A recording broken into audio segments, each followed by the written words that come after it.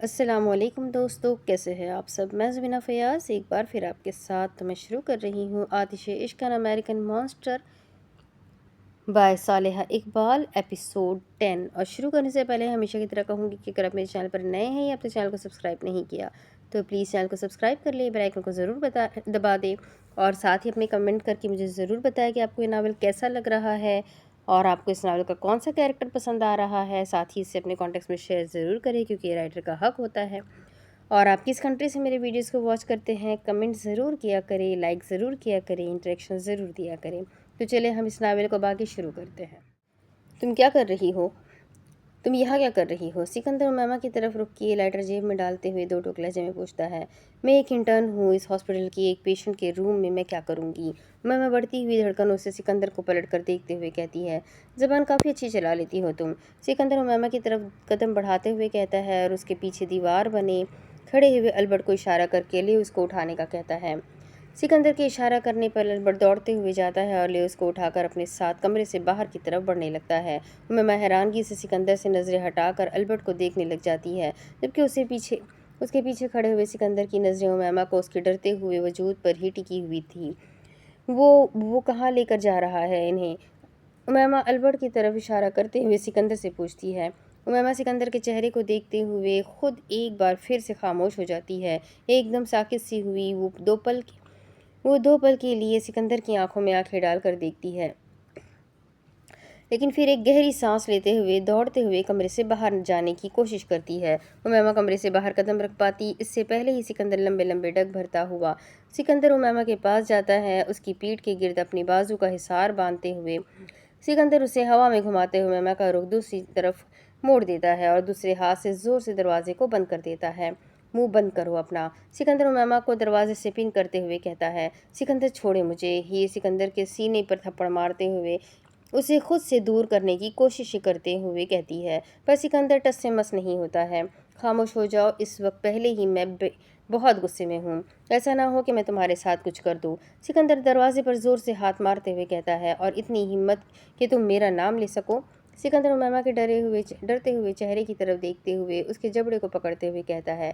سکندر چھوڑے مجھے، درد ہو رہا ہے۔ امیمہ سکندر کا ہاتھ اپنے چہرے سے ہٹاتے ہوئے کہتی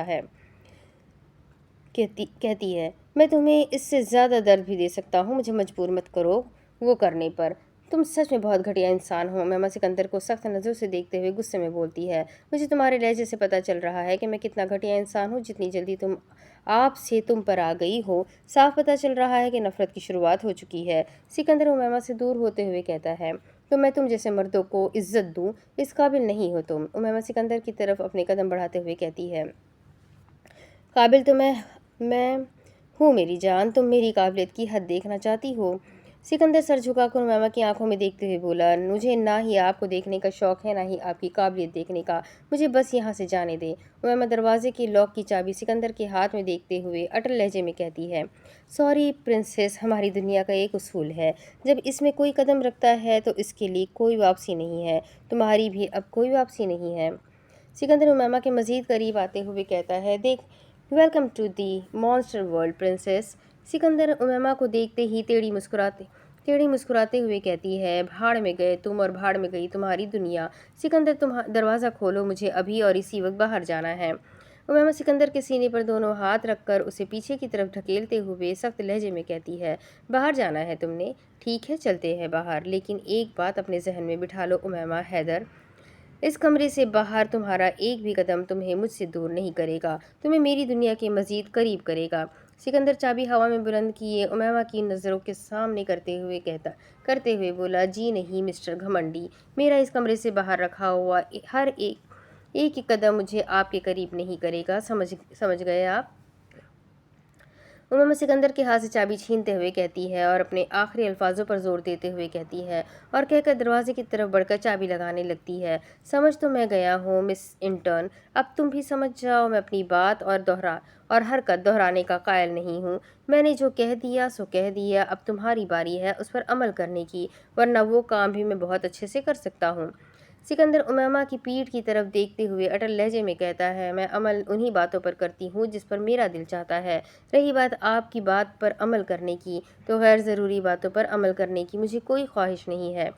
उमैमा दरवाज़ा खोल कर पलट कर सिकंदर की तरफ देखते हुए दो टोक लहजे में कहती है और कहकर बाहर निकल जाती है। ख्वाहिश तो अब तुम्हें मेरी रखनी पड़ेगी मिस उमैमा सिकंदर। जहांगीर आलम डेविल की लव स्टोरी की शुरुआत हो चुकी है। बहुत जल्द हो गई है, लेकिन अब तो हो गई है। सिकंदर उमैमा को जाते हुए देखकर एक हाथ पैंट की जेब में डालकर उमैमा को जाता हुए देखता है, जब तक उमैमा उसकी नज़रों से ओझल नहीं हो जाती है।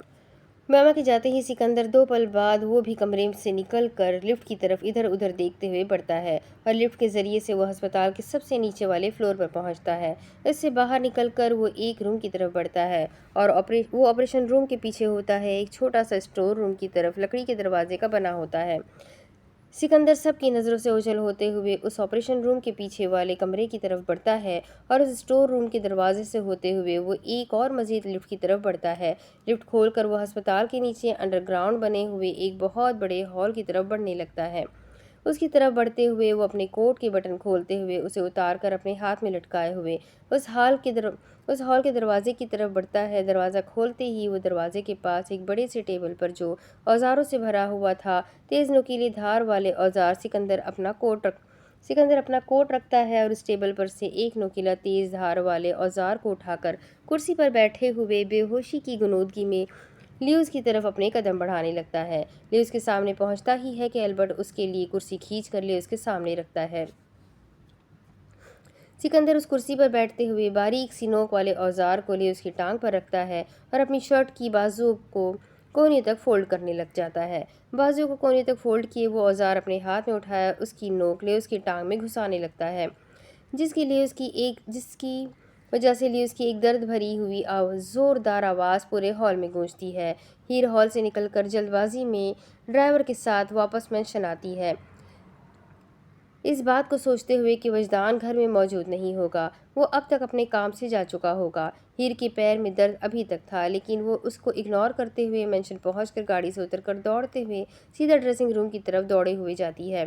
हीर दौड़ते हुए आती है। उसकी सांसें फूली हुई थी। वो गहरी गहरी सांस लेते हुए ड्रेसिंग का दरवाज़ा खोलकर जैसे ही अंदर दाखिल होने लगती है, अंदर वजदान को ब्लैक कलर के 3 पीस सूट में मलबूस में देखकर बालों को जेल की मदद से सेट किए हुए सफ़ेद गोरी रंगत पर पुरकशिश चेहरा, काली सी आंखें, तरोताज़ा निशानात से पाक साफ चेहरा, शर्ट के ऊपर के दो बटनों को खुला छोड़े गले में पहनी हुई ब्लेड जो वजदान के चौड़े कसरती सीने पर दिखाई दे रही थी। सफ़ेद अंडे जैसे गोरे पैर जो बिना जूती के ड्रेसिंग टेबल के पास नंगे पैर खड़ा हुआ था और ब्लैक कलर के भारी जूते सोफे के पास पड़े हुए थे। माशाल्लाह, हीर वजदान को देखते हुए बेसाख्ता बोल पड़ती है, पर दिल में पर जल्द ही खुद को कंपोज कर लेती है। आप क्या कर रहे हैं? आप यहाँ? हीर बौखलाते हुए लंबी लंबी गहरी सांसें लेते हुए पूछती है। जी लाडो, मैं यहीं हूँ। वजदान हीर को देखते हुए मुस्कुराते हुए देखकर प्यार से कहता है और कहकर सोफे की तरफ बढ़ने लगता है। वजदान की मोहब्बत से चूर लहजे में लाडो कहने पर हीर के पेट में तितलियाँ उड़ने लग जाती है। उनकी खुशी उससे साफ महसूस हो रही थी। तुम इतनी जल्दी क्यों वापस आ गई हो? घर ही आना था तो मुझे बता देती, मैं ले आता तुम्हें। वजदान सोफे पर बैठकर जूते पहनते हुए कहता है। जी वो मैं थक गई थी तो मैं आ गई। आप कहीं जा रहे हैं? फिर अपने पेट पर हाथ रख अपने पेट में उड़ती हुई तितलियों को और अपनी तेज़ी से बढ़ती हुई सांसों को कंट्रोल किए एक गहरी सांस लेकर वजदान को क्रॉस करते हुए अपने कपड़ों वाले एरिया की तरफ बढ़ती है। जी हाँ, वो मुझे थोड़ा सा काम है, मैं जल्दी करके वापस आ जाऊँगा। वजदान हीर का हाथ पकड़कर उसे अपनी तरफ खींचते हुए कहता है। तुम खाना खा लेना, मुझे देर हो जाएगी, पर मैं जल्दी वापस आने की कोशिश करूँगा। वजदान हीर के दोनों बाजुओं को पकड़कर अपने सामने खड़ा करते हुए कहता है। जी ठीक है, आप जाएं, मैं खा लूँगी खाना, वैसे भी मुझसे भूख बर्दाश्त नहीं होती है। हीर अपने बाजुओं को छुड़वाते हुए कहती है। तुम्हें मेरी शिद्दतों के अलावा कुछ और बर्दाश्त करने की ज़रूरत भी नहीं है। वजदान हीर की कमर में हाथ डालकर उसे मज़ीद अपनी तरफ खींचते हुए कहता है। आपको मेरे साथ ऐसी बातें करते हुए शर्म नहीं आती है? हीर वजदान को कैसे आज़ाद होने की कोशिश करते हुए कहती है। तुम्हें देखने के बाद ही तो मेरे अंदर की सारी शर्म ने कहीं दूर भागकर खुशी कर ली है। अब मुझे शर्म नहीं आती है। वजदान हीर के माथे पर बोसा देते हुए कहता है। मुझे पता है आपको शर्म नहीं आती है, बहुत बेशर्म इंसान हैं आप, पर इस वक्त मुझे छोड़ दे, वरना मैं आपके इस खूबसूरत से चेहरे का हशर नशर कर दूंगी। हीर अपने दांत पीसते हुए कहती है। चलो फाइनली तुमने माना तो सही, मेरा चेहरा खूबसूरत है। وجدان ہنستے ہوئے ہیر کو چھوڑتے ہوئے کہتا ہے۔ ہیر وجدان کی بات سنتے ہوئے اپنے لفظوں پر سر جھکا کر اپنی آنکھیں شرمندگی سے بند کر لیتی ہے۔ ایسے سر نہیں جھکاتے ہیں شہزادی، میں تمہارا جھکا ہوا سر کبھی بھی نہیں دیکھنا چاہوں گا، کبھی بھی نہیں دیکھنا چاہتا ہوں اپنے لیے، نہ صحیح میرے لیے، اسے ہمیشہ اونچا رکھو۔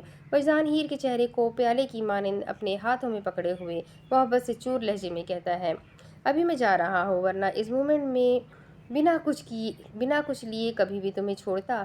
وجدان ہیر کے ماتھے پر ایک بار پھر سے اپنے لب رکھتے ہوئے کہتا ہے اور کہہ کر اس کے گالوں کو کھینچتے ہوئے ڈریسنگ روم کے باہر نکل جاتا ہے۔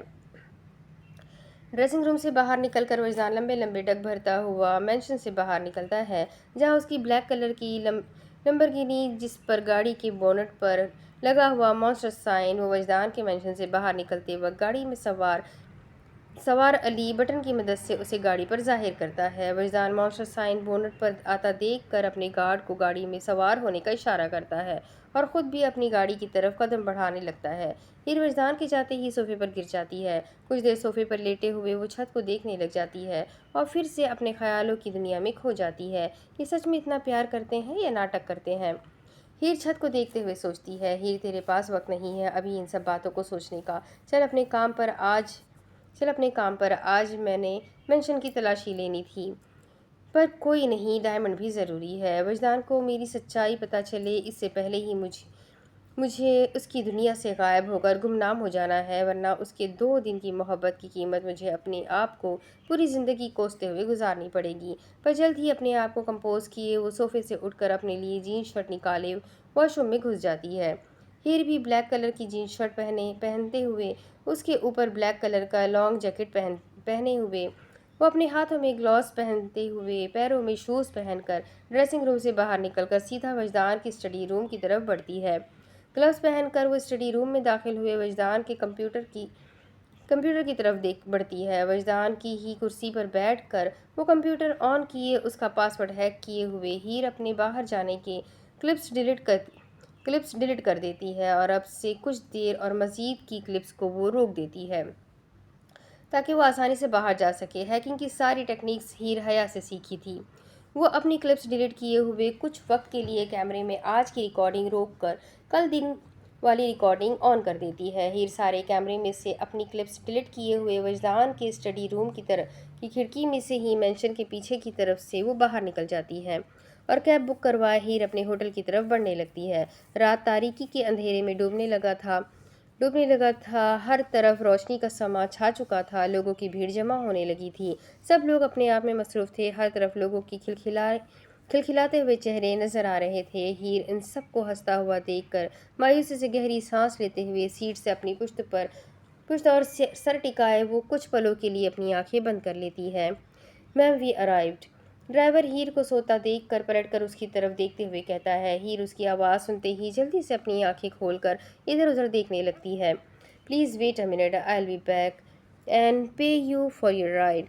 ہیر کہتے ہی گاڑی سے اتر جاتی ہے اور دوڑتے ہوئے ہوٹل کے اندر داخل ہوتی ہے اور سیدھا لفٹ کے ذریعے سے ہوٹل سے سب سے اوپر والے فلور پر اپنے فلور پر جاتی ہے، جہاں نک پہلے سے ہی ساری تیاری کیے ہوئے اس کے انتظار میں ٹہل رہا تھا۔ لفٹ کے اوپر آتے ہی آواز پر نک جلدی سے پلٹ کر ہیر کو دیکھتا ہے اور گہری سانس لیتے ہوئے دوڑتے ہوئے اس کے پاس جاتا ہے اور ہیر کے گلے سے لگ جاتا ہے۔ یار کہاں رہ گئی تھی، جب سے انتظار کروا رہی ہے، مجھے لگا تیرے کھڑوس شوہر نے تجھے آنے ہی نہیں دیا۔ نک ہیر کے دونوں کندھوں پر ہاتھ رکھتے ہوئے اس کے چہرے کو دیکھتے ہوئے کہتا ہے، شوہر ہوتا تو شاید یہ ممکن تھا، پر وہ میرا شوہر نہیں ہے، اس لیے مجھے اس سے ڈر نہیں لگتا ہے، جو ہوگا دیکھا جائے گا، چل اب تو پہلے ہی دیر ہو گئی ہے۔ ہیر نک کے سینے پر ہاتھ مارتے ہوئے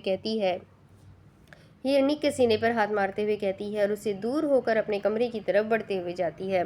ہیر اپنے کمرے سے اپنا فون اور اپنا ہیلمٹ اور بائک کی چابی اٹھائے واپس کمرے سے باہر نکلتی ہے۔ پیسے ہیں تمہارے پاس؟ ہیر اپنا فون کوٹ کی جیب میں ڈالتے ہوئے پوچھتی ہے۔ ہاں ہے، خیر ہے، بہن ڈیول کی لیڈی ڈیول جب سے غریب ہو گئی ہے، جو مجھ سے پیسوں کے لیے پوچھ رہی ہے؟ نک حیرانگی سے دیکھتے ہوئے پوچھتا ہے، میں غریب نہیں ہوں، لیکن اس وقت پیسے نہیں ہیں میرے پاس، نیچے کیب ڈرائیور کو دینے ہیں۔ ہیر شیشے کی دیوار کے پاس کھڑی ہوئی وہاں سے باہر کے مناظر کو دیکھتے ہوئے کہتی ہے، جہاں سے پورے ملک کی روشنیاں دکھائی دے رہی تھی، چلو اب دیر ہو رہی ہے، مجھے وجدان کی پہنچنے سے پہلے واپس بھی جانا ہے۔ چلو قاسم، مجھے سچ میں واپس جانا ہے، میں تھک گئی ہوں، اس افراتفری کی زندگی سے عذاب بن کر نازل ہوا ہے وجدانی ایمان مجھ پر، مزید اس کا مونسٹر روپ نہیں دیکھنا چاہتی ہوں میں۔ ہیر نک کی طرف بڑھتے ہوئے اس کی بازوؤں میں ہاتھ ڈال کر اس کے ساتھ لفٹ کی طرف بڑھتے ہوئے کہتی ہے، کچھ وقت کی بات ہے، مجھے یقین ہے تم کر لو گی۔ نک ہیر کے سر پر ہاتھ رکھتے ہوئے فخریہ انداز میں کہتا ہے۔ ہیر بھی مسکراتے ہوئے ہاں میں سر ہلا دیتی ہے اور دونوں اپنے اپنے سر پر ہیلمٹ لگائے ہوئے لفٹ کا بٹن دبائے لفٹ کے اندر داخل ہوتے ہیں۔ دونوں ایک ساتھ ہی فرسٹ فلور پر پہنچ کر اپنے قدم سے قدم ملاتے ہوئے ہوٹل کے اندر سے گیراج کی طرف بڑھتے ہیں اور گیراج کے باہر کی طرف کھلنے والے دروازے سے وہ اپنی اپنی ریسنگ بائک پر سوار ہو کر باہر نکلتے ہیں۔ ہیر نک سے کچھ پیسے لیے کیب ڈرائیور کو دیتی ہے اور فل اسپیڈ میں بائک چلاتے ہوئے وہ اسٹیڈیم کی طرف اپنا رخ کرتے ہیں۔ دوسری طرف وجدان اسٹیڈیم پہنچ چکا تھا، لیکن اسٹیڈیم کے اندر جانے سے پہلے وہ اسٹیڈیم کی بیک سائڈ پر اپنی ساری گاڑیاں پارک کیے خود کے جانے سے پہلے اپنے آدمی اندر بھیجتا ہے اور وہاں کی ٹائٹ سیکیورٹی کو تباہ کرنے کی کوشش کرتا ہے۔ سیکیورٹی گارڈ میں آدھے سے زیادہ پولیس کے لوگ تھے جو انہیں ڈائمنڈز کی فراغ میں اور وجدان کو پکڑنے کے چکروں میں عام سیکیورٹی گارڈز بنے ہوئے تھے، اور باقی کے لوگ سیکیورٹی میں وہ لیوز کے آدمی تھے جو ڈائمنڈ کو اس تک پہنچانے کے لیے آئے تھے۔ وجدان اور علی گاڑی میں سوار تھے۔ اب تک وہ وجدان کے مونسٹر کی فوج اندر پہنچ کر اسٹیڈیم کے اندرونی حصے کو گولیوں سے چھلنی کر کے کافی لوگوں کو کچھ کرنے کا موقع دینے سے پہلے ہی موت کے گھاٹ اتار چکے تھے۔ وجدان پرسکون سا گولیوں کی آوازیں سنتے ہوئے اپنی آنکھوں کو بند کیے ہوئے گاڑی میں سیٹ سے پشت ٹکائے ہوئے بیٹھا ہوا تھا۔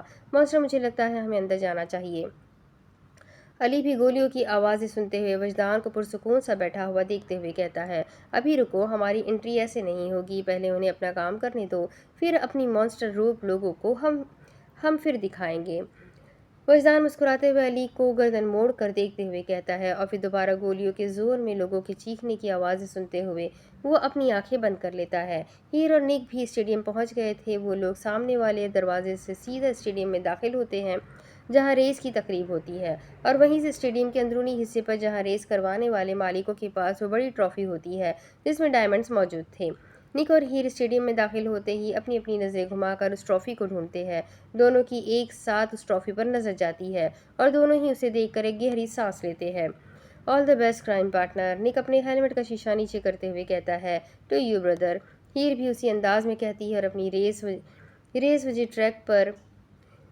وے ٹریک پر نظریں جمائے ہوئے وہ اپنی بائک کو سٹارٹ کرتی ہے۔ گراؤنڈ میں لوگوں کا اتنا شور تھا کہ اندر گولیوں کی آوازیں کسی تک نہیں پہنچ پا رہی تھی۔ گراؤنڈ کی چاروں طرف بڑے بڑے ڈیک تھے جس میں ریس کی کاؤنسلنگ کی جا رہی تھی۔ گراؤنڈ میں لال کپڑے کی اسی فلور سے گرنے پر جہاں ٹرافی تھی ریس کا آغاز کیا گیا تھا۔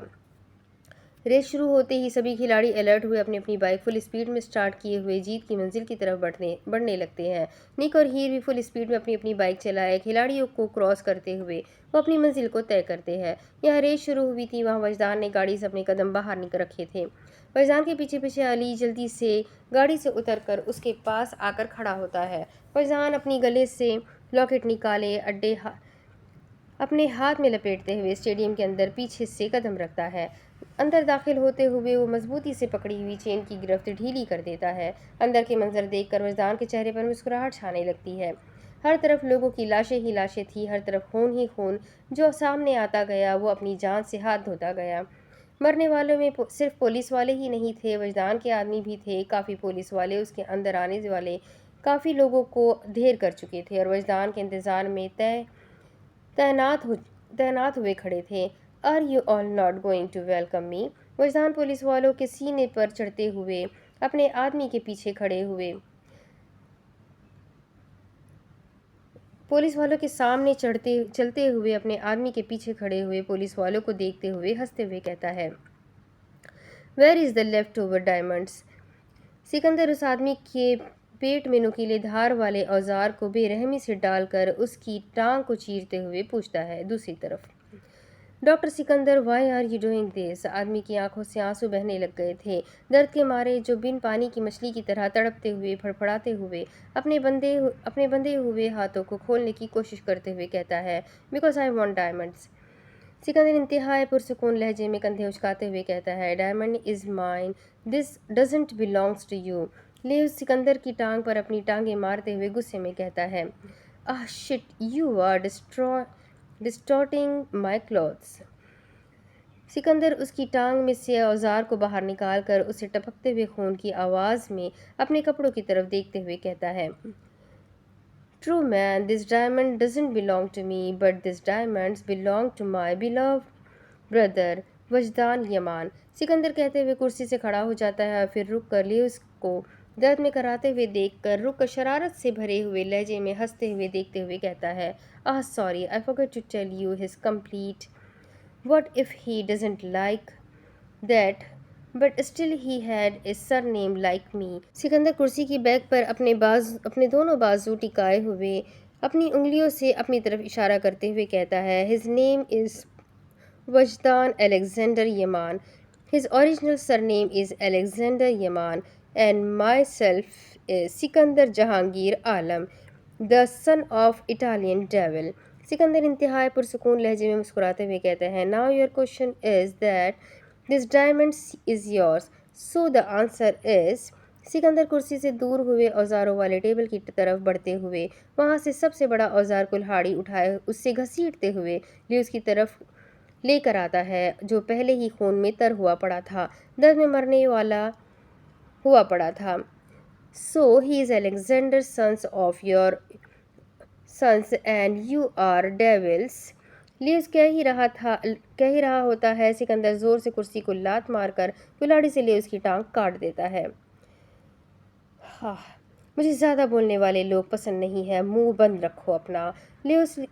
سکندر لیوس کی ٹانگ کاٹ کر اسی کلاڑی سے کرسی اپنی طرف کھینچ کر اس پر دوبارہ چوڑا ہو کر بیٹھ کر لیوس کی کٹی ہوئی ٹانگ کی طرف دیکھتے ہوئے کہتا ہے، جہاں سے خون پانی کی طرح بہہ کر سفید کلر کی ٹائلز کو لال رنگ میں رنگتا جا رہا تھا۔ لیوس کی بلند آواز میں دہاڑے مار کر درد میں شریک ہونے لگ گیا تھا۔ اس کی نظروں کے سامنے اس کے دھڑ سے علیحدہ اس کی ٹانگ زمین پر پڑی ہوئی تھی، جس سے خون تیزی سے بہہ رہا تھا۔ Where is others diamond? Sikandar ایک بار پھر سے پرسکون انداز میں پوچھتا ہے، I am not going to tell you if you are gonna kill me here. Lewis روتے ہوئے گہری گہری سانسیں لیتے ہوئے کہتا ہے، Are you sure you are not going to tell me? I think you need to tell me before I give you two monster. He and I both are very patience-less men. What we want, we will try our best to get that. Just tell me, don't test my patience. Where is other diamonds? Sikandar کرسی سے ہٹاتے ہوئے کلاڑی Lewis کی دوسری ٹانگ پر رکھتے ہوئے دو ٹوک لہجے میں پوچھتا ہے، Please don't do that, please. Lewis روتے ہوئے گڑگڑاتے ہوئے کہتا ہے، All right, I am going to do that. Just tell where are monsters diamond. Sikandar کلاڑی کی نوک اس کی ٹانگ پر رکھے ہوئے لیوس کے ڈرتے ہوئے چہرے کی طرف دیکھتے ہوئے کہتا ہے، I can't tell you anything about diamonds. Lewis کہتا ہی ہے کہ سکندر کلاڑی گھوما کر زور سے لیوس کی بازو میں سے مارتا ہے، جس سے اس کی بازو بھی کٹ کر زمین پر گر جاتی ہے اور اس کے بازو سے فوارے کی طرح نکلتا ہوا خون سکندر کے کپڑوں اور اس کے منہ پر آ گرتا ہے۔ Just shut your fucker mouth. If you are not going to tell me about diamonds, then just go in the hell. Sikandar Lewis کی بلند رونے والی آوازوں کو سنتے ہوئے بیزاری سے اس کے منہ کی طرف دیکھتے ہوئے کہتا ہے، Oh my gosh, you are still alive. دوسری طرف وجدان پولیس والوں کی طرف دیکھتے ہوئے ہنستے ہوئے اپنے ہاتھ میں بلیڈ والی چین کو گھماتے ہوئے کہتا ہے، Put your guns down if you all don't want to die in my hands. Get the hell out of here. I am not in a mood to fight with you all. وجدان police والوں کی طرف قدم بڑھاتے ہوئے کہتا ہے، Stop monster. ایک پولیس والے کی گرجدار آواز دوسری منزل سے آتی ہے، جس پر سب نظریں اٹھا کر اپنے اوپر دیکھتے ہوئے سوائے وجدان کے وہ اپنے اوپر دیکھنے کی زحمت تک نہیں کرتا ہے، کیونکہ وہ کون ہے، آواز کس کی ہے، وجدان اچھے سے جانتا ہے۔ چائنا پولیس کے آفیسر وہی آفیسر جس نے الیگزینڈر اور ان کے لیڈرز کو ڈیول اور حیا کے ساتھ اریسٹ کیا تھا، وہی وجدان کی طرف دبے دبے قدم بڑھاتے ہوئے اس کی طرف بڑھ رہا ہوتا ہے اور آ کر بالکل اس کے پیچھے آ کھڑا ہوتا ہے۔ Hello monster. China police officer वजदान के पीछे खड़ा होकर वजदान की चौड़ी बॉडी को देखते हुए कहता है। वजदान उसकी आवाज़ पर अपने हाथों को मजबूत मुट्ठी में जकड़ लेता है। You grow so well. वो मुस्कुराते हुए अपनी एक आईब्रो उचकाते हुए कहता है। Shut up, just close your mouth. I am not here to talk to you. Give me what is mine, I am gonna leave very quietly from here. वजदान फौरन से पलटकर पुलिस वाले की आंखों में देखते हुए कहता है, quite? You are no more quite now. You did your best to destroy me. Police वाले वजदान की तरफ अपने कदम बढ़ाते हुए कहता है, नन्ना, I didn't did anything yet. Now I am going everything to get what is mine. वजदान भी एक कदम उसकी तरफ बढ़ाते हुए कहता है और पुलिस वाले की आंखों में देखते हुए फखरिया अंदाज में कहता है, you can't do anything now because I have power, I have devil. Devil? Really? He is with you? You think I'm afraid with him? No, brother, he can't do anything to have because I have his very, very important thing. He can't do anything to me. वजदान पुरजोश होकर police वाले की आंखों में देखते हुए कहता है और कहकर अपना रुख वापस अपने पीछे खड़े हुए उसके आदमियों की तरफ करता है जो उसके एक इशारे की मुंतजिर खड़े हुए थे।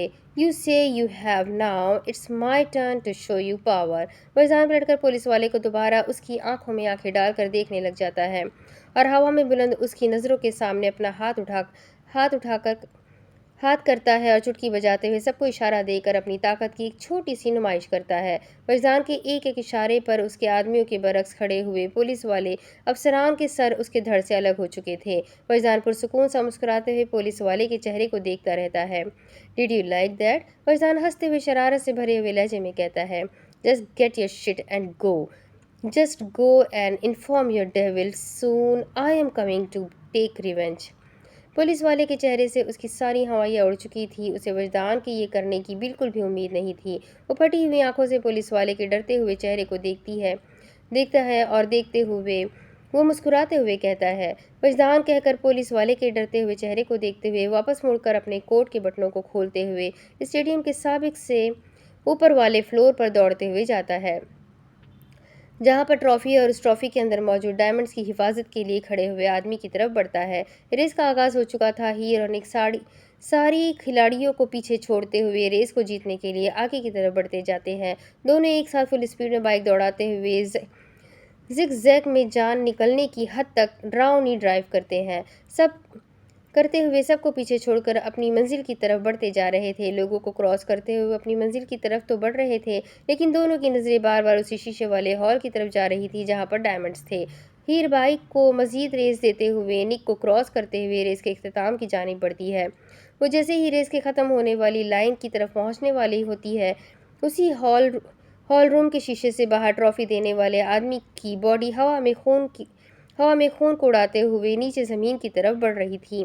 हीर के साथ साथ अब रेस के खिलाड़ी जल्दबाजी में अपनी गाड़ी को रोकने की कोशिश में कुछ तो इतना अपना एक्सीडेंट करवा चुके थे और कुछ हीर के पीछे आ रुकते हैं और निक हीर के बराबर आ खड़ा होता है। डायमंड्स? हीर के मुंह से सामने वाले मनाजर को देखते हुए निकलता है। सबकी नज़रें उसी हॉल में हाथ में खून से तर पकड़े हुए चाकू जिस पर मॉन्स्टर की छोटी सी शक्ल बनी हुई थी जो उसके हाथ के अंगूठे में फंसा हुआ था। सब लोगों की नज़रों का मरकज़ बनने वाला शख्स वजदान यमान, जिस पर लोगों की नज़रों के साथ साथ उसके मोबाइल की कैमरे भी होते हैं। वजदान जो एक टांग हॉल के रेलिंग पर रखे हुए और दूसरी टांग सीधी खड़ी किए हुए वो भी सबके साथ ज़मीन पर पड़ी हुई लाश की तरफ देख रहा होता है। वजदान के एक हाथ में चाकू होता है जिससे खून टपक रहा होता है और दूसरे हाथ में ज़मीन बोस हुए शख्स का दिल जो अभी भी उसके हाथों में धड़क रहा होता है। सब लोगों की नज़रें मॉन्स्टर उसके हाथ में इंसानी दिल पर होती है। हीर के आसपास खड़े हुए लोग कभी वजदान को तो कभी ज़मीन पर पड़ी हुई लाश को देखते हैं, लेकिन हीर की नज़रें उस इंसान को देखने के बाद उस पर ही टिकी होती है। हीर, ऊपर देखो। निक हीर के बाजुओं पर हाथ मारते हुए कहता है। हीर निक की बात सुनते सर उठाकर हेलमेट सर से उतार कर ऊपर की तरफ देखती है तो वजदान को देखकर वो उसी पर लड़खड़ा जाती है। हीर के साथ साथ उसकी बाइक का बैलेंस भी बिगड़ने लगता है। वो गिरने वाली हो गई थी कि निक उसकी बाइक को सहारा देकर उसे सीधा खड़ा करता है। वजदान यहाँ क्या कर रहा है? हीर हैरानगी से खुद से पूछती है। वजदान उस आदमी को मरा हुआ देखकर सरसरी सी नज़र वहाँ मौजूद लोगों की तरफ उठाता है। उसकी सरसरी सी नज़र हीर पर भी पड़ती है। वजदान की नज़रें हीर की नज़रों से टकराती है जिस पर वो बिना गौर किए जैसे देखते ही वो पलट जाता है। پر پلٹتے ہی وہ اسی پل وہی ساکت کھڑا ہو جاتا ہے۔ 2 پل کے لیے وجدان جیسے ہی پلٹ کر واپس نیچے اسی جگہ پر ہیر کو دیکھتا ہے، تب تک وہ لوگ وہاں سے جا چکے تھے۔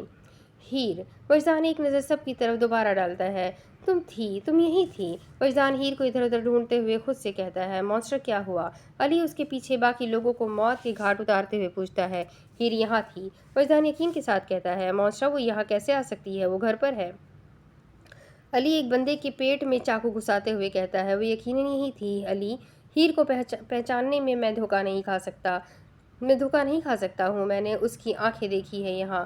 مونسٹر دل پکڑے ہوئے ہاتھ سے باہر کی طرف اشارہ کرتے ہوئے کہتا ہے، مونسٹر وہ یہاں نہیں ہے۔ مجھے لگتا ہے اب ہمیں چلنا چاہیے۔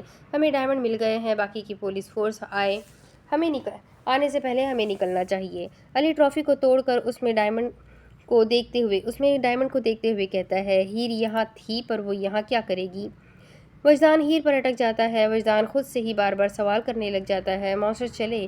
علی ٹرافی ہاتھ میں پکڑے ہوئے پوچھتا ہے، چلو۔ وجدان علی کو چلنے کا اشارہ کرتا ہے اور ٹرافی کے ساتھ ساتھ وہ دل بھی علی کو پکڑا دیتا ہے اور دونوں ہال سے باہر نکلنے کے لیے چل پڑتے ہیں۔ ہیر اور نک پہلے ہی وہاں سے نکل گئے تھے۔ وجدان کے دوبارہ دیکھنے سے پہلے ہی نک ہیر کو وہاں سے لے جا چکا تھا۔ وہ اپنی گاڑی کو سائڈ پر پارک کیے ہیر کی بائک پر سوار ہو کر اسی مینشن کی طرف لے کر بڑھتا ہے، کیونکہ ان کا پلان فلاپ ہو چکا تھا اور ہیر کے چہرے کی پریشانی دیکھ کر نک اسے بائک نہیں چلانے دیتا ہے۔ ہیر واپس مینشن پہنچ چکی تھی۔ وہ وجدان کے اسٹڈی روم کی کھڑکی سے ہی واپس اندر آتی ہے اور جو فوٹیج وہ روک کر گئی تھی اسے واپس سیٹ کرتی ہے اور کچھ دیر کا ٹائمر لگا کر CCTV کے دوبارہ اسٹارٹ ہونے کے وہ اس کے روم سے دوڑتے ہوئے واپس اپنے ڈریسنگ روم میں جاتی ہے اور جا کر جو بھی کپڑے اس کے ہاتھ لگتے ہیں وہ لے کر واش روم میں گھس جاتی ہے۔ وجدان کے آنے سے پہلے ہی وہ شاور لینے لگ جاتی ہے۔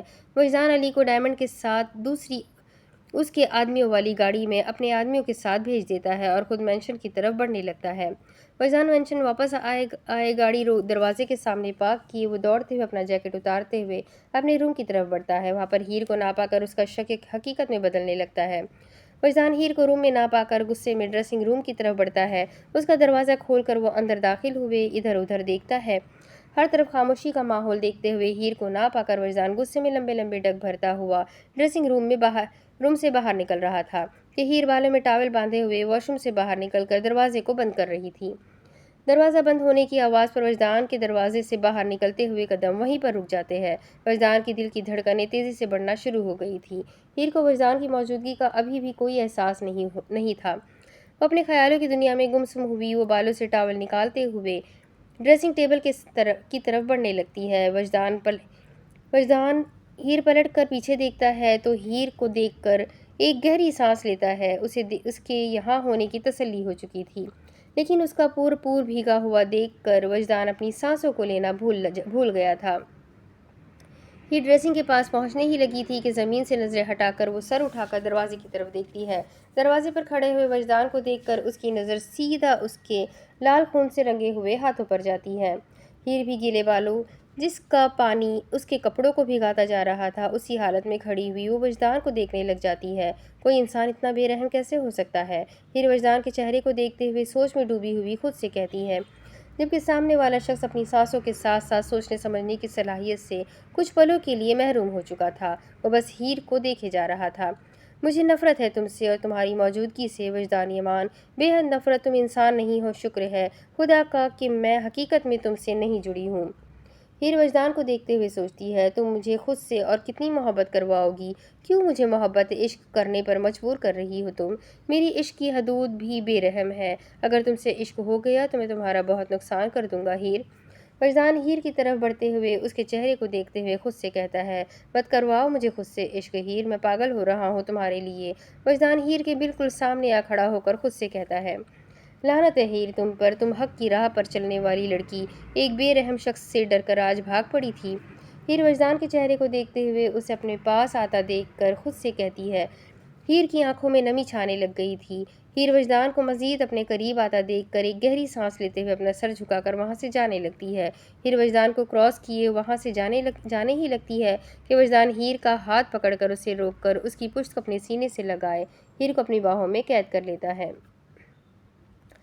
وجدان چھوڑے مجھے، ہیر وجدان کی گرفت سے خود کو چھڑواتے ہوئے کہتی ہے۔ رک جاؤ تھوڑی دیر میرے پاس، پھر چلی جانا۔ وجدان ہیر کی بھیگی ہوئی گردن میں اپنا منہ چھپاتے ہوئے کہتا ہے، پلیز چھوڑے مجھے نہیں رہنا آپ کے پاس۔ وجدان کی قید سے اپنے آپ کو آزاد کرواتے ہوئے کہتی ہے، تم جانتی ہو تمہارے معاملے میں میں بے بس ہو جاتا ہوں، رک جاؤ تھوڑی دیر میرے پاس۔ ہیر کی گردن میں اپنا منہ چھپائے ہوئے سرگوشی نما انداز میں کہتا ہے، وجدان رک جائے پلیز، ایسا مت کرے۔ ہیر وجدان کی سانسوں کی تپش کو اپنی گردن پر محسوس کرتے ہوئے تلملاتے ہوئے کہتی ہے، اب تک تو رکا ہوا ہی تھا میں، تمہاری مرضی کے خلاف تمہارے قریب نہیں آنا چاہیے تھا، آپ اب بھی تو آ رہے ہیں میری مرضی کے بغیر میرے قریب۔ ہیر وجدان کی قید سے آزاد کیے اس کی طرف رخ موڑ کر اس کے سینے پر اپنے دونوں ہاتھ رکھ کر اسے دھکا دیتے ہوئے غصے میں کہتی ہے، جانتا ہوں مجرم پہلے ہی ہوں تمہارا، اور تھوڑا بن جاؤں گا تو فرق نہیں پڑے گا۔ وجدان ہیر کی کمر میں ہاتھ ڈال کر اسے اپنی طرف کھینچتے ہوئے کہتا ہے، آپ کو فرق پڑنا چاہیے۔ ہیر وجدان کے سینے میں کسی بچے کی طرح چھپی ہوئی سر اٹھا کر وجدان کے چہرے کی طرف دیکھتے ہوئے کہتی ہے، فرق پڑتا ہے میری جان، تم سے تمہاری ہر بات سے فرق پڑتا ہے، مجھے یہ بھی پتا ہے تم میری طلب ہو اور تم مجھے ہر حال میں چاہیے، جب تک میں تمہیں پا نہیں لوں گا تب تک مجھے سکون نہیں ملے گا، اور میرا سکون تم سے ہے، اور جس دن تم مجھے مل جاؤ گی اس دن اپنے انتظار کی ہر قیمت وصول کروں گا۔ وجدان ہیر کی کمر کے گرد اپنے بازو کا گہرا بناتے ہوئے ہیر کو اچھے سے اپنے سینے سے لگائے ہوئے کھڑا تھا۔ ہیر وجدان کے سینے سے اپنا سر ٹکاتے ہوئے خاموشی سے اس کی باتوں کو سن رہی تھی۔ کیا اپنی طلب پوری کرنے کے بعد آپ مجھے چھوڑ دیں گے؟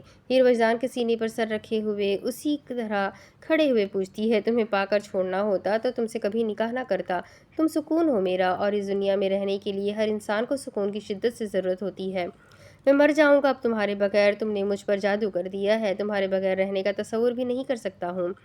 وجدان ہیر کو خود سے دور کیے اس کے ماتھے پر اپنے لب رکھتے ہوئے کہتا ہے، اور کہہ کر اس کے چہرے کے ایک نقوش پر اپنی محبت کی شدتوں کا محبت سے چور لمس رکھتا جاتا ہے۔ وجدان کے زندہ رہنے کے لیے اب ہیر کا اس کی زندگی میں ہونا ضروری ہے، بے حد ضروری۔ وجدان ہیر کی آنکھوں میں دیکھتے ہوئے پیار سے ہلکا سا مسکراتے ہوئے کہتا ہے، ہیر۔ وجدان کے رکے ہاتھوں کو اپنے ہاتھوں میں پکڑے ہوئے ہیر کے ہاتھوں کو اپنے ہاتھوں میں پکڑے ہوئے اس کے ہاتھوں کی طرف دیکھتے ہوئے کہتا ہے۔ ہیر کی نظریں وجدان کے چہرے پر ہی ٹکی ہوئی تھیں، وہ اس کے چہرے کے ایکسپریشن دیکھتے ہوئے اس کے دل کی کیفیت عجیب ہوتی جا رہی تھی۔ ہیر، میں جانتا ہوں تمہیں میرا بار بار کہنا دھمکی لگتا ہے، پر میری شہزادی، میں نے زندگی میں کبھی کسی بھی چیز سے خوف محسوس نہیں کیا ہے، پر تمہیں کھونے کے ڈر سے میرے دل میں ڈر کی لہر پیدا ہونے لگتی ہے، میں تمہیں کھونا نہیں چاہتا ہوں، پلیز ہیر پلیز، مجھ سے کبھی جھوٹ مت بولنا، مجھ سے کبھی دور مت جانا، تمہیں کھونا، تمہیں درد دینا میں افورڈ نہیں کر سکتا۔ وجدان یمان دنیا خرید سکتا ہے، پوری دنیا کو اپنا غلام بنا سکتا ہے، پر تمہیں کھو نہیں سکتا ہے، پلیز میری گڑیا، مجھ سے دور نہ ہونا۔ وجدان زندگی میں پہلی بار کسی سے التجا کی تھی، کسی کے سامنے گڑ گڑا رہا تھا، وہ واقعے میں ہیر سے محبت سے بڑھ کر عشق کر چکا تھا۔ ہیر کو اپنے آپ میں شرمندگی محسوس ہونے لگ گئی تھی۔ وجدان کے خون سے تر ہاتھوں میں اپنا ہاتھ دیکھ کر ہیر اس وقت کچھ بھی سوچنے سمجھنے کی صلاحیت سے محروم ہو چکی تھی، وہ اس سے جلد از جلد دور جانے کی کوششوں میں تھی، لیکن وجدان اسے محبت کی ہر حد پار کرتا جا رہا تھا۔ وجدان، میں آپ سے پیار نہیں کرتی ہوں، میں وہ نہیں بن سکتی جو آپ چاہتے ہیں، میں آپ کی شہزادی نہیں بن سکتی ہوں۔ ہیر اپنے ہاتھ وجدان کے ہاتھوں سے آزاد کرواتے ہوئے دھیرے سے کہتی ہے، اور کہہ کر بنا وقت گوائے وہ ڈریسنگ روم سے باہر نکل جاتی ہے، اور کمرے میں جا کر وہ اندر سے دروازہ اچھے سے لاک کر دیتی ہے۔ ہیر کے روم سے نکلنے کے بعد وجدان کافی دیر اسی لمحے میں ٹھہر کر اپنے ہاتھوں کو دیکھنے لگ جاتا ہے جہاں کچھ دیر پہلے ہیر کے ہاتھ تھے، اب وہ ہاتھ خالی ہو چکے تھے۔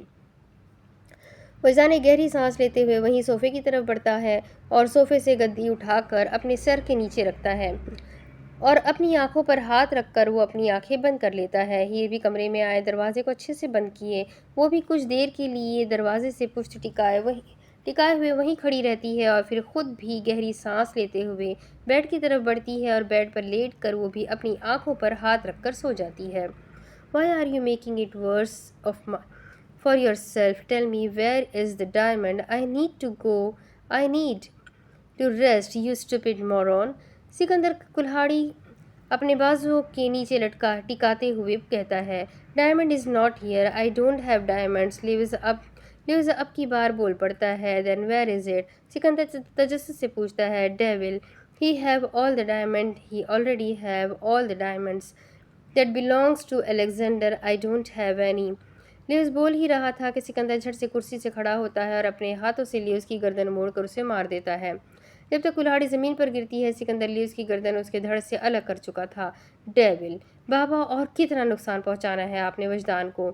جنگ کی شروعات آپ خود کر رہے ہیں، اپنے ہاتھوں سے مجھے اپنے ساتھ کرنے کے بجائے اپنے مقابل کھڑا ہونے پر مجبور کر رہے ہیں آپ۔ سکندر لیوز کی لاش کو دیکھتے ہوئے کہتا ہے ایسے صحیح تو ایسے ہی ٹھیک۔ اس بار ڈیول کی کہانی میں اس کا بیٹا اس کے ساتھ نہیں اس کے مخالف کھڑا ہونے کے لیے تیار ہے۔ اس بار وجدان کو ہارنے نہیں دوں گا میں، اب وہ مزید کچھ نہیں کھوئے گا کسی کی بھی وجہ سے۔ سکندر پر اعتماد سے خود سے کہتا ہے اور کہہ کر اس کے پیچھے کھڑے ہوئے البرٹ کو اس کی لاش کو ٹھکانے لگانے کا اشارہ کرتا ہے۔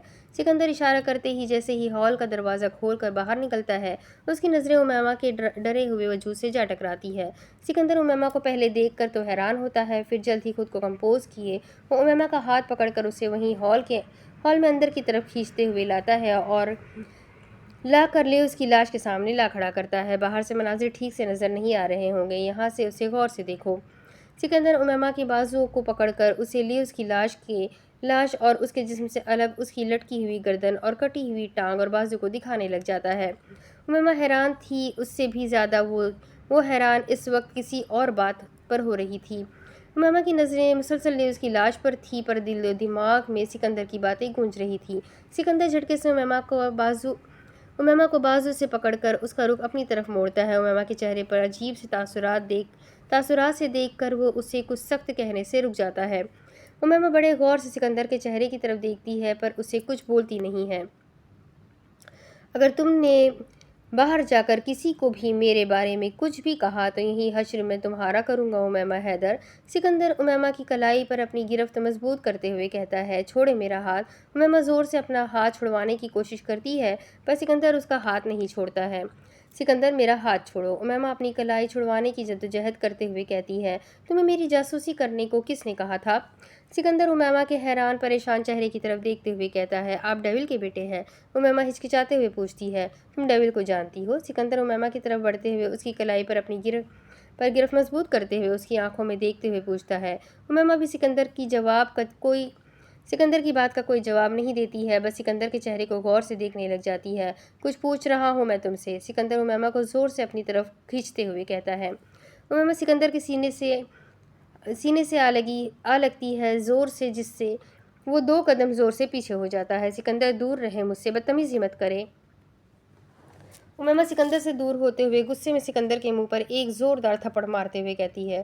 امیمہ کے تھپڑ مارنے پر سکندر کا رخ مڑ چکا تھا۔ مجھے کمزور لڑکی سمجھنے کی غلطی مت کرے سکندر جہانگیر عالم، میں آپ کو بہت اچھے سے جانتی ہوں، مجھے خاموش رہنے دے اور مجھ سے دور رہے۔ امیمہ سکندر کی جھکی ہوئی نظروں کی طرف دیکھتے ہوئے کہتی ہے بھاڑ میں جائے آپ اور بھاڑ میں جائے یہ لوگ، مجھے کوئی فرق نہیں پڑتا ہے آپ کس کی جان لے رہے ہیں اور کس کی نہیں، میری طرف سے پوری دنیا تباہ کر دے، مجھے کوئی فرق نہیں پڑتا ہے، بس مجھ سے دور رہیں۔ امیمہ گہری سانسیں لیتے ہوئے سکندر کے چہرے کی طرف غصے میں دیکھتے ہوئے کہتی ہے اور کہہ کر لمبے لمبے ڈگ بھرتی ہوئی ہال سے باہر جانے کے لیے قدم بڑھاتی ہے پر اس کے قدم سکندر کے بالکل قریب آ کر رک جاتے ہیں کیونکہ اس کی نظریں لال سرخ خون میں تر ہوئی زمین پر تھی جسے دیکھتے ہوئے امیمہ کی آنکھوں میں آنسو آنے لگ گئے تھے۔ اس کی آنکھوں کے سامنے اس کی زندگی کے کچھ دردناک منظر گھومنے لگ جاتے ہیں۔ امیمہ اپنے آپ کو کمپوز کیے پھر باہر کی طرف بڑھنے لگتی ہے۔ وہ دروازے پر پہنچی ہی تھی کہ سکندر زور سے امیمہ کی کمر میں ہاتھ ڈال کر اسے باہر جانے سے روک دیتا ہے اور زور سے دروازے کو لات مار کر اسے بند کر دیتا ہے۔ مجھ پر ہاتھ اٹھانے کی ہمت کیسے ہوئی تمہاری؟ سکندر امیمہ کے قریب زور سے دروازے پر مکہ مارتے ہوئے کہتا ہے۔ سکندر کی غصے میں بھری ہوئی گرجدار آواز سے امیمہ کی روح تک کانپ اٹھی تھی۔ امیمہ ڈرتے ہوئے اپنے ہاتھوں کی مٹھیاں بھینچتے ہوئے اپنی آنکھیں زور سے میچ لیتی ہے۔ بولو، سکندر امیمہ کے بند آنکھوں کی طرف دیکھتے ہوئے زور سے دہاڑتے ہوئے کہتا ہے۔ امیمہ ڈرتے ہوئے اپنے آپ کو کمپوز کیے دھیرے دھیرے اپنی آنکھیں کھولنے کی کوشش کرتی ہے۔ امیمہ کی گہری گہری سانسیں اس کا کانپنا سکندر کو بآسانی محسوس ہو رہا تھا۔ سکندر اس وقت مجھے جانے دے پلیز، مجھے جانے دے۔ امیمہ کی آنکھوں میں نمی پہلے ہی بھر چکی تھی، اب ڈر کے مارے وہ رونے لگ گئی تھی۔ جانے دوں؟ کیسے جانے دوں میں؟ مجھ پر ہاتھ اٹھانے کی ہمت کیسے ہوئی تمہاری؟ سکندر لال سرخ ہوتی ہوئی نظروں سے امیمہ کے چہرے کو دیکھتے ہوئے کہتا ہے، سکندر دور ہو جائے پلیز مجھے جانے دے۔ امیمہ سکندر کے سینے پر ہاتھ مارتے ہوئے کسی پرندے کی طرح اس کی قید میں پھڑپڑاتے ہوئے روتے ہوئے کہتی ہے، معافی مانگو پہلے۔ سکندر دو ٹوک لہجے میں کہتا ہے، میں معافی نہیں مانگوں گی چاہے کچھ بھی ہو جائے، آپ جیسے گھٹیا انسان سے میں کبھی معافی نہیں مانگوں گی۔ آپ کے لیے بہتر ہوگا مجھے ابھی اور اسی وقت یہاں سے۔ امیمہ دو ٹوک لہجے میں سکندر کی آنکھوں میں دیکھتے ہوئے بولی، معافی نہیں مانگو گی تم؟ نہیں مانگوں گی میں۔ امیمہ سکندر کی بات مکمل ہونے سے پہلے ہی اٹل لہجے میں بول پڑتی ہے، ٹھیک ہے پھر۔ سکندر کہتے امیمہ کو کلائی سے پکڑ کر اسے اپنے ساتھ کھینچتے ہوئے اسی کرسی پر لے جا کر بٹھا دیتا ہے جہاں کچھ دیر پہلے لیوز بندھا ہوا تھا۔ سکندر یہ کیا کر رہے ہو؟ امیمہ اپنا ہاتھ چھڑواتے ہوئے بولی، منہ بند کر لو اپنا امیمہ۔ سکندر امیمہ کو کرسی پر بٹھاتے ہوئے زمین سے لیوز کے خون سے تر ہوئی پڑی رسی کو اٹھائے ہوئے وہ اسے امیمہ کے کمر کے گرد رسی کو باندھنے لگتا ہے۔ سکندر مت کرے یہ، امیمہ اپنے آپ کو چھڑوانے کی کوشش کرتے ہوئے کہتی ہے، بہت اکڑ ہے نا تم میں، آج رات ساری نکل جائے گی جب اس خون کے تر زمین اور خون کی خوشبو سے بھرے ہوئے کمرے میں آج رات بند رہو گی تو اچھے سے مجھے بھی جان جاؤ گی اور خود کو بھی۔ سکندر مت کرے ایسا، جانے دے مجھے، امیمہ روتے ہوئے کہتی ہے، میری زندگی میں تم زبردستی شامل خود ہوئی ہو امیمہ، اب برداشت مجھ کو اور مجھ سے جڑی ہر چیز کو برداشت کرو مجھ کو اور مجھ سے جڑی ہوئی ہر چیز کو، کیونکہ تمہاری کوئی واپسی نہیں ہے۔ سکندر جھک کر امیمہ کی نم بھیگی ہوئی پلکوں کی طرف دیکھتے ہوئے مسکراتے ہوئے کہتا ہے، اپنا خیال رکھنا اور اپنی زبان کو اور دماغ کو قابو میں رکھنا، اور میں جب واپس آؤں گا تو ہر چیز تمہارے ٹھکانے پر ہونی چاہیے۔ سکندر واپس سیدھے کھڑا ہو کر امیمہ کے چہرے کو، اس کے رونے والی بے جان سے وجود کو دیکھتے ہوئے سیریس فیس میں خود دروازے کی طرف بڑھتا ہے اور اپنا کوٹ اٹھا کر وہ ہال سے باہر نکل جاتا ہے۔ سکندر لمبے لمبے ڈگ بھرتا ہوا وہی ہال کے باہر سے بیک ڈور سے باہر نکل جاتا ہے۔ سکندر کو گھر لوٹے ہوئے 20 منٹ ہو گئے تھے۔ وہ رات کی گہری اندھیری میں واپس لوٹا تھا۔ ہیر وجدان سے بات کر کے کمرے میں واپس آ کر بیڈ پر لیٹتے ہی وہ سو چکی تھی، لیکن وجدان بے چین سے جاگتا ہوا پھر رہا تھا۔ ایک ہاتھ میں شراب کا گلاس پکڑے ہوئے، نارمل ڈارک گرے کلر کا ٹراؤزر شرٹ پہنے ہوئے وجدان ننگے پیر اپنے اسٹڈی روم کی ٹھنڈی ٹائلز پر، وہ ٹائلز کے خالی ٹبوں میں اپنے قدم رکھتے ہوئے وہ گہری سوچ میں ڈوبا ہوا گلاس لہراتا ہوا ادھر ادھر ٹہل رہا تھا۔ وجدان کے ذہن میں ہیر سے ٹکرائی ہوئی وہ آنکھوں کے وہ مناظر ہی گھوم رہے تھے۔ تم وہاں تھی، لیکن اچانک وہاں سے کہاں غائب ہو گئی تھی، اور وہاں پہنچی کیسے؟ کیمرے میں تو تم یہاں پہ تھی، لیکن پھر مجھے وہاں کیسے نظر آئی؟ وجدان ننگے پیر چلتے ہوئے کھڑکی کے پاس جا کر کھڑا ہوتا ہے اور آسمان کی طرف دیکھتے ہوئے خود سے کہتا ہے، کیا ہو رہا ہے؟ تم ہو کون اور کیا ہو ہیر؟ تم صرف میری کیوں نہیں ہو سکتی ہو؟ کیوں مجھے الجھا رہی ہو؟ وجدان تھکے ہوئے لہجے میں گہری سانسیں لیتے ہوئے کہتا ہے اور کہہ کر سیدھا ہو کر پیچھے کی طرف مڑتا ہے۔ اپنا شراب کا گلاس ٹیبل پر رکھے ہوئے وہ اسٹڈی روم سے باہر کی طرف قدم بڑھاتا ہے، ابھی بھی کچھ نہیں پہنتا ہے پیروں میں، اور باہر کی طرف بڑھنے لگتا ہے۔ ہیر بھی ننگے پیر اپنی آنکھوں کو مسلتے ہوئے سیڑھیوں سے نیچے اتر رہی تھی۔ دونوں اپنے آپ میں مگن ہوئے اپنی اپنی راہ پر چل رہے تھے۔ ہیر کی آنکھیں نیند سے بھری پڑی تھی، وہ بنا پوری آنکھیں کھول کر دیکھے ہوئے سیڑھیوں سے نیچے اتر رہی تھی کہ سامنے سے آتے ہوئے وجدان سے ٹکرا کر ہیر سر کے بل پیچھے سیڑھیوں پر گرنے والی ہو جاتی ہے، اور گرتی اس سے پہلے ہی وجدان ہیر کی کمر میں ہاتھ ڈال کر اسے اپنے سینے سے لگا چکا تھا۔ ہیر اب بھی اپنی مکمل آنکھیں نہیں کھولتی ہے، وجدان کے سینے سے لگے ہوئے وہ گہری سانس لیتے ہوئے وجدان کے سینے میں اپنا منہ چھپانے لگتی ہے۔ وجدان ہیر کی کمر کے گرد اپنے بازوؤں کا حصار باندھے ہوئے اسے اپنے سینے سے لگائے ایک پرسکون سا کمفرٹ دے رہا تھا۔ ہیر پہلے کچھ پل تو ویسے ہی وجدان کے سینے سے لگی رہتی ہے، اس کے سینے سے لگتے ہی ہیر کھڑی کھڑی پھر سونے لگ جاتی ہے، پر وہ وجدان کے سینے پر اپنا منہ رگڑتے ہوئے زبردستی اپنی آنکھیں کھولنے کی کوشش کرتی ہے۔ اتنی رات کو کہاں پھر رہی ہو؟ یہاں کیا کر رہی ہو؟ وجدان ہیر کے بالوں میں ہاتھ پھیرتے ہوئے کہتا ہے، مجھے بھوک لگ رہی تھی۔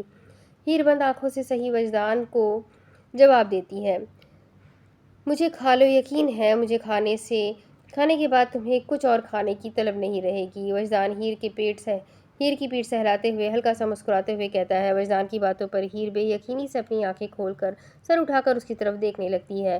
میں نے آپ کو نہیں کھانا ہے، آپ دیکھنے میں اچھے نہیں لگتے ہیں، تو کھانے میں کہاں لگیں گے؟ ہیر وجدان سے دور ہو کر اپنی آنکھیں مسلتے ہوئے کہتی ہے، हाँ तुम चख कर तो देखो, अगर मज़ा ना आए तो फिर कहना। वजदान हीर की तरफ कदम बढ़ाते हुए उसकी कमर में हाथ डालकर उससे अपनी तरफ खींचते हुए कहता है। वजदान एक सीढ़ी पर चढ़ता है और हीर के करीब आ जाता है। वजदान रुक जाए, आप फिर शुरू हो गए हैं। बंदा कभी वक्त भी देख लेता है। हीर वजदान के सीने पर हाथ रखकर उसे मजीद करीब आने से रोकते हुए कहती है, वक्त देख कर कौन कभी बीवी के साथ रोमांस करता है। और रही बात वक्त की, तो आधी रात हो चुकी है, रोमांस करने के लिए परफेक्ट वक्त हो चुका है। कमरे में चलोगी या फिर स्टडी रूम में काउच बड़ा है, वहाँ का। वजदान अपनी बात पर खुद हंस पड़ता है। अभी और इसी वक्त छोड़े मुझे, वहीं मार मार कर आपका हश्र कर दूंगी मैं आपका।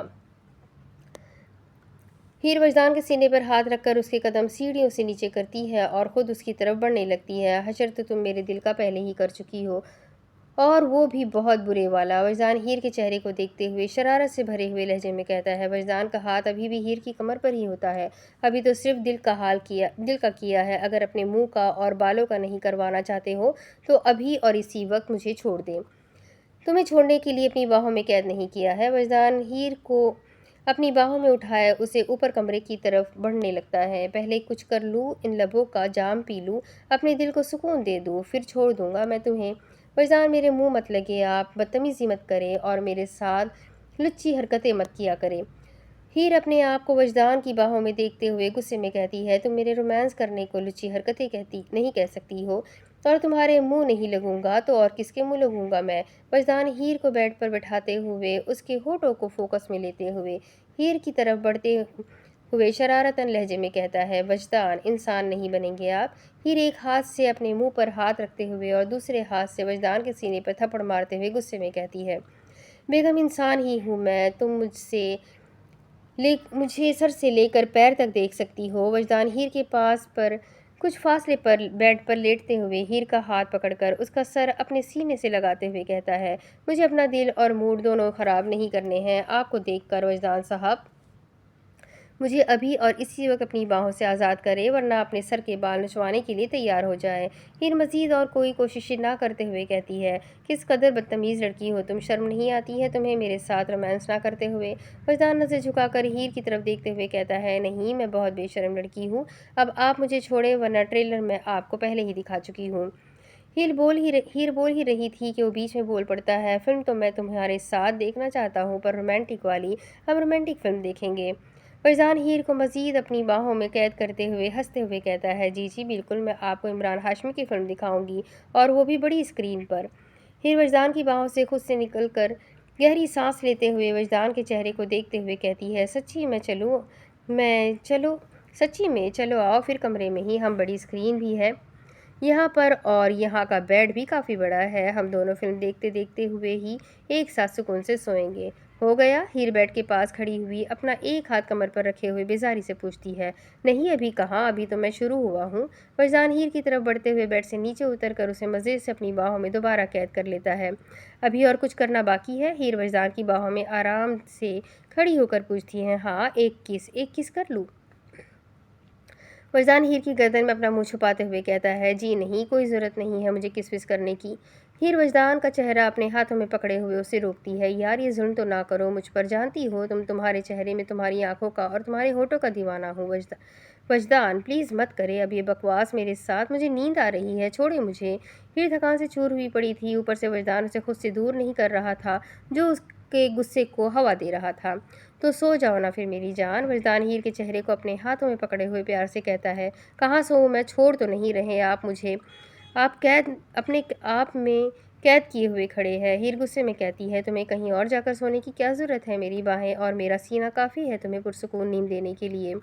बस बहुत हो गया है, रहते नहीं आप मुझे अपने सीने पर सुलाने वाले। हीर वजदान के हाथ अपने चेहरे से हटाते हुए गुस्से में कहती है, गुस्सा नहीं करते हैं डार्लिंग। वजदान हीर के चेहरे को दोबारा अपने हाथों में पकड़े हुए उसके गाल पर अपने लब रखते हुए, वजदान मेरा सब्र ख़त्म हो गया है, अगर आप अभी मुझसे दूर नहीं हुए तो याद रखिएगा इसके बाद के अंजाम के ज़िम्मेदार आप खुद होंगे। हीर गुस्सा लाल सुर्ख होती हुई नज़रों से देखते हुए कहती है, क्या करोगी तुम? वजदान शरारत से भरे हुए लहजे में पूछता है। अभी बताती हूँ। हीर उसी पल वजदान से दूर होकर वही साइड टेबल पर पड़ा हुआ आवाज़ उसी पल उठाकर गुस्से में वजदान की तरफ फेंक देती है और झट से पानी का जग उठाकर वजदान की तरफ इशारा करते हुए खड़ी होती है। باہر نکلے کمرے سے باہر ابھی اور اسی وقت۔ یہ دوسرے ہاتھ سے باہر کی طرف اشارہ کرتے ہوئے کہتی ہے، میں نہیں جا رہا ہوں، حد ہو گئی ہے، جب دیکھو مجھے کمرے سے باہر نکالتی رہتی ہو۔ وجدان بیڈ پر لیٹے ہوئے ضدی بچے کی طرح کہتا ہے، جائے گا تو آپ کا ابا بھی۔ ہیر کے سائڈ ٹیبل پر رکھتے ہوئے بیڈ پر چڑھ کر وجدان کو دھکا مارنے لگتی ہے۔ اتنے بھاری کیوں ہے، آپ ہل بھی نہیں رہے ہیں، ہیر اپنا پورا زور لگاتے ہوئے کہتی ہے۔ وجدان اپنی جگہ سے ٹس سے مس تک نہیں ہوتا ہے، وہ ہیر سے ہلتا تک نہیں ہے۔ اف، تھک گئی میں۔ ہیر دونوں بازو پھیلا کر بیڈ پر لیٹ جاتی ہے اور گہری سانس لیتے ہوئے چھت کی طرف دیکھنے لگتی ہے۔ وجدان ہیر کو تھکا ہوا دیکھ کر خود جلدی سے اٹھ کر ہیر کے اوپر سے ہوتے ہوئے اسی پانی کے جگ میں سے ہیر کے لیے پانی گلاس میں ڈال کر ہیر کو اٹھا کر اسے پلاتا ہے۔ انسان کی بچی بن جاؤ اور چپ کر کے سو جاؤ، میرے ساتھ کیا مسئلہ ہے تمہیں؟ وجدان ہیر کی حالت دیکھتے ہوئے کہتا ہے، میں انسان کی بچی ہوں، پر میں آپ کے ساتھ نہیں سوؤں گی، یا تو آپ یا تو میں۔ ہیر پانی پیتے ہوئے کہتی ہے، پانی پی لو، چپ کر کے تھپڑ نہ کھا لینا میرے ہاتھوں سے۔ وجدان ہیر کے پانی والے گلاس کو پکڑتے ہوئے کہتا ہے، اور ادھر ایک ساتھ اتنا پانی نہیں پیتے ہیں۔ وجدان اس کے ہاتھوں سے گلاس